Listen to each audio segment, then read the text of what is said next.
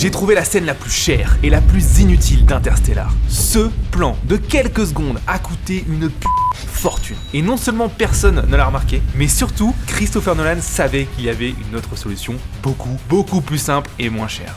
Pourtant, il a préféré demander à des vrais scientifiques de créer un moteur de rendu juste pour simuler un pauvre flou. Alors je sais, c'est absurde, mais c'est peut-être ce qui rend cette scène aussi géniale. Voici l'histoire du trou noir le plus réaliste de l'histoire au cinéma et du plus gros effort invisible. Alors, pourquoi la scène d'Interstellar, elle est abusée? Pourquoi ce trou noir est vraiment unique au monde? Eh bien, pour comprendre ça, il faut d'abord comprendre pourquoi et comment fonctionne un moteur de rendu. Donc je vais t'expliquer ce qui fait que cette scène est absolument abusée et pourquoi Nolan il a fait un truc complètement délirant pour pouvoir la sortir. Et je vais te montrer surtout qu'il aurait pu faire beaucoup plus simple. Je vais te le faire alors en live en 15 secondes et tu vas du coup te demander mais pourquoi? Et on va du coup parler aujourd'hui, ça va être cool. Donc, je te partage un petit peu mon écran. Ce qu'il faut déjà comprendre, d'accord, c'est qu'un moteur de rendu, très basiquement, on va en parler plus en détail après, c'est simplement des rayons lumineux. D'accord, on imite le fonctionnement des rayons lumineux qui vont rebondir sur un objet. Tu vois, c'est des trucs comme ça. Et là, on va se dire, ah bah ça rebondit là. Là, ça prend peut-être de la lumière. Et du coup, dans la caméra qui va être ici, je vais avoir un pixel qui sera de cette couleur-là. Tu vois, c'est exactement la manière dont les rayons lumineux fonctionnent dans la vraie vie. Mais tu vois ici, tu remarques que mes rayons lumineux, tu vois, ils sont droits ici. Tu vois, si je zoome un peu, tu vois bien que c'est vraiment droit. Et en fait, ça, c'est la manière dont les moteurs de rendu qu'on connaît, qui nous permettent de faire des images en 3D, fonctionnent. Et c'est normal parce que à notre échelle, les rayons lumineux peuvent être considérés comme droits. Mais en fait, il se passe un truc un peu particulier. Quand tu te retrouves avec des échelles énormes et des masses qui sont délirantes, en fait, ton rayon lumineux n'est pas droit. Hein, dû à un petit gars qui s'appelle Einstein, il a découvert plutôt, que si tu lances ton rayon lumineux face à, imaginons cette masse là qui est ultra massif, tu as une planète, une étoile, peu importe, et bah tu vas, un trou noir, tu vas avoir ton rayon lumineux qui, au lieu de faire ça par exemple, tu vois, et de passer à côté et juste de taper du noir, il va faire un truc comme ça, tu vois, hop, et il va se faire courber et il va aller taper un truc qui est là-bas. Et ce qui est très bizarre du coup, ça veut dire que en fait, avec ce système là, tu vois, si toi tu regardes à partir de là, ça veut dire que tu vois un truc qui est derrière le trou noir. Enfin, derrière la masse qui est là. Alors que tu devrais pas, tu vois. En fait, tu vas voir ça, tu vas le voir ici, en fait. C'est très bizarre comme système. Mais tu vois, du coup, ce qui est derrière, alors qu'il n'y a aucune raison que tu vois ce qui est derrière. D'accord ? Donc ça, c'est le truc qui fonctionne dans la vraie vie. Et on l'a vu dans les moteurs de rendu, ça marche pas comme ça. Et Nolan, il a fait, j'en ai rien à foutre, les mecs. Moi, je veux un truc qui soit vrai.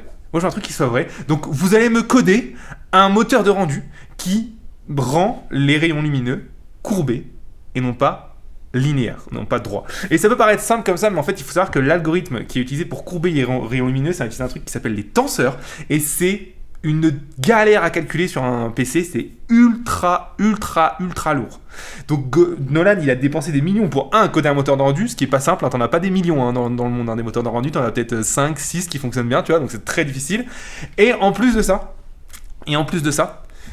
lui, il a voulu courber ses rayons, donc il a dû intégrer les tenseurs dans le calcul des rayons lumineux. Laisse tomber le bordel. À la fin, ils étaient à 100 heures pour rendre une image.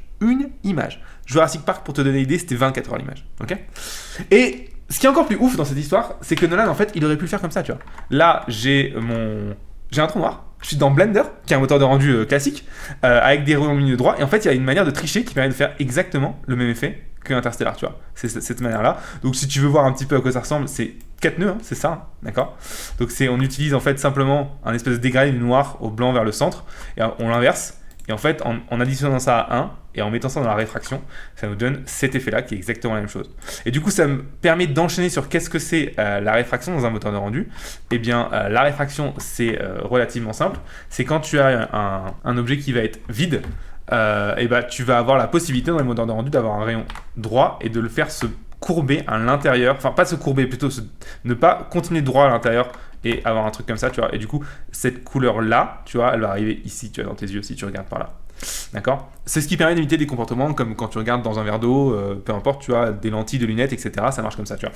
Mais ça n'imite pas les rayons lumineux, tu vois. Mais en fait, en trichant avec cette technique, tu vois, tu peux, en fait, en gros, c'est comme si tu mettais une matière ici, tu vois, et du coup, ça te permettait de balancer le rayon à un autre endroit, tu vois. C'est exactement ce que je fais avec cette méthode-là, tu vois.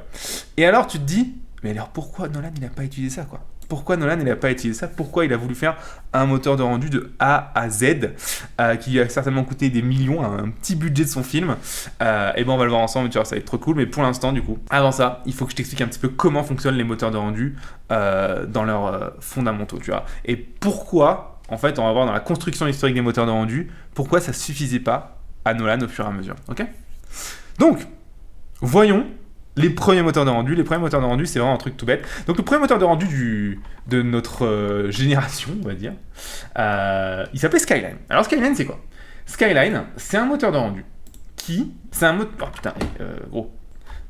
de rendu qui, en fait, contrairement au moteur de rendu d'aujourd'hui, ne n'imite pas du tout la lumière, en fait. Ce n'est que de la triche. Alors, comment il triche ? C'est assez simple. Si tu as un objet, si tu as, imaginons, tu as une sphère comme ça, tu vois, et ben lui, en fait, ce qu'il va se dire, c'est qu'en gros, il fait ça. Ça, c'est ce que fait Skyline, tu vois. Il va imiter la lumière en faisant, en fait, un pauvre putain de dégradé, en fait. C'est aussi simple que ça, d'accord ? Elle le fait par face, mais vraiment, ça marche comme ça. Donc, le problème avec Skyline, du coup, c'est que quand tu as un système comme ça, par exemple, tu peux pas faire d'ombre. Tu peux pas faire d'ombre parce que les ombres, en fait, ça marche pas avec les dégradés. Ça marche, la méthode pour faire des ombres, en vrai, ça fonctionne pas. Donc le seul truc que tu peux faire, en fait, si tu veux faire une ombre avec ça, c'est juste prendre la sphère et la décalquer et tu vas avoir du coup une zone ici comme ça qui va être parfaitement ronde, parfaitement nette, mais tu pourras pas faire une vraie ombre. L'autre problème, c'est qu'en fait, comme c'est que des dégradés, ça prend en compte seulement les sources de lumière. Tu vois, là, le dégradé, il se met dans ce sens-là parce que j'avais une lumière qui était ici, tu vois. Mais ça veut dire que du coup, s'il y a des objets qui s'illuminent, ça marche pas non plus. Ça veut aussi dire que du coup, si ton objet il a des creux comme ça, tu vois, logiquement la lumière elle devrait moins rentrer là, donc ça doit être plus sombre. Ça marche pas non plus. Alors on peut voir un exemple tout bête avec Toy Story qui utilisait Skyline. Alors je dis Skyline comme si je savais que Toy Story utilisait Skyline, j'en sais rien si Toy Story utilise Skyline. Peut-être qu'ils avaient leur moteur de rendu maison chez Pixar, mais c'est pas très important. Donc tu vois cette image là, on se rend bien compte que tu vois dans les creux, tu vois, les couleurs ne sont pas plus sombres en fait. Tu vois, dans les creux, les couleurs ne sont pas plus sombres. C'est-à-dire que tu as un système où tu n'as aucun moyen pour le moteur de rendu de savoir où est-ce qu'il y a des creux. Tu vois, on se rend bien compte, tu vois, le vert c'est le même vert partout, tu vois, alors que là il devrait être plus sombre. Tu vois, là dans les creux aussi ça devrait être plus sombre, ça l'est pas. Tu vois qu'on n'a pas de notion de ce qu'on appelle d'ombre de contact. Et c'est du coup ce que va faire le moteur de rendu qui suit, qui s'appelle Mental Ray. Et Mental Ray ça a été utilisé pour un truc qui s'appelle, que tu connais certainement, Matrix. Donc il faut te dire Matrix. Ok. Matrix, il faut se dire que c'est... on est en 2003, 2004, ou 2001, non, je crois, le 2 c'est 2001. Donc ça veut dire que là, en fait, qu'est-ce qu'on vient ajouter avec Mental Ray ?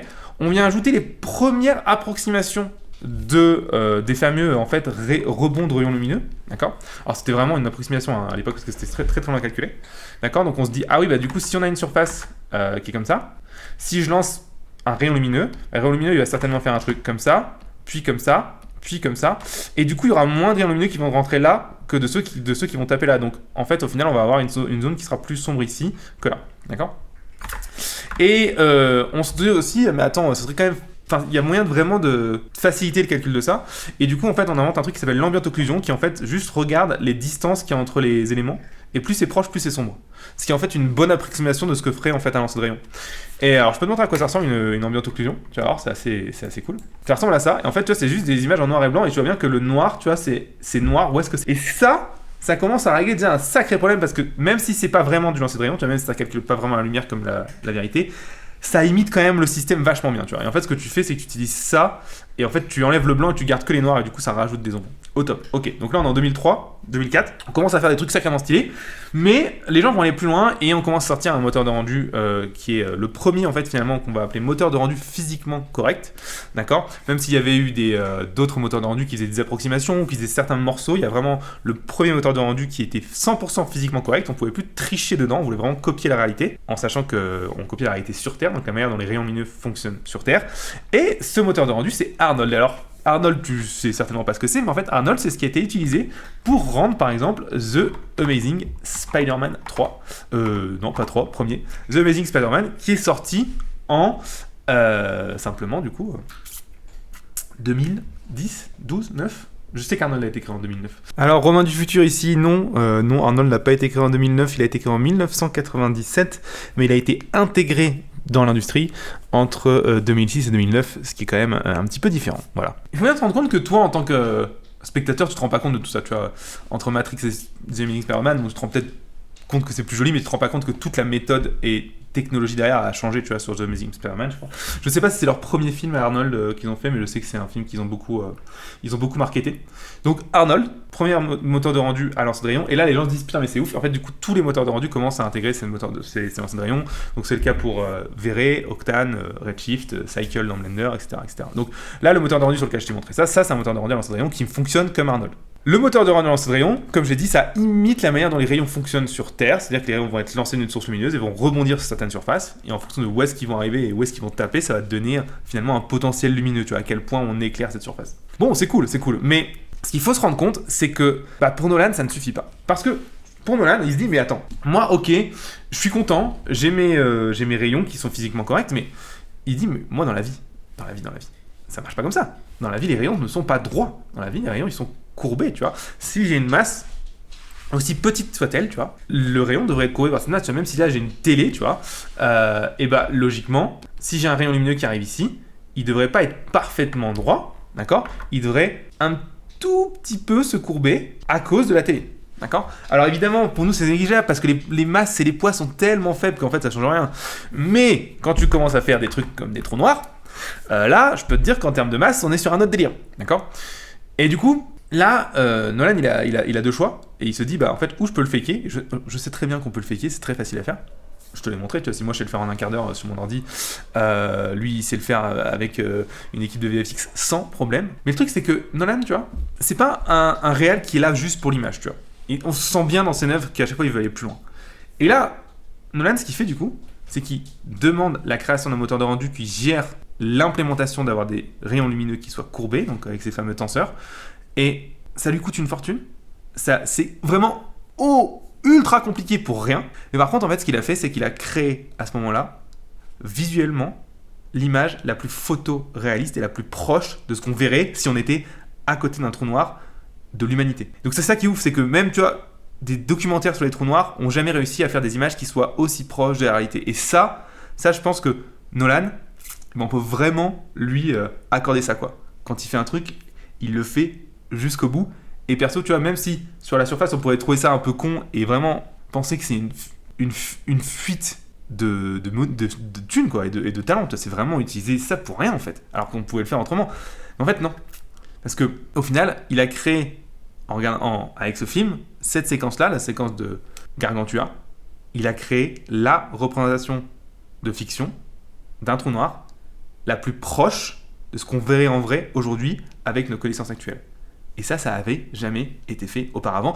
Et encore aujourd'hui, c'est le seul à avoir fait ça. Donc c'est quand même vraiment ouf quand on y pense 30 secondes. Du coup, ça pour le coup, moi je trouve ça hyper admirable. Alors, si toi aussi tu trouves ça cool, si toi aussi tu as envie de rendre des trous noirs en 3D, déjà, premier truc c'est de comprendre les fondamentaux de la 3D, de comprendre comment ça fonctionne. Et si tu veux apprendre ça avec moi gratuitement, bah, tu peux cliquer dans le lien de la description et ça t'envoie sur une petite formation gratuite où je t'apprends en 6 jours comment faire ta première image en 3D de A à Z. Donc c'est vraiment cool, c'est totalement gratuit, c'est sans bullshit. T'as juste à cliquer dans la description et je te retrouve là-bas. Allez, à très vite, ciao.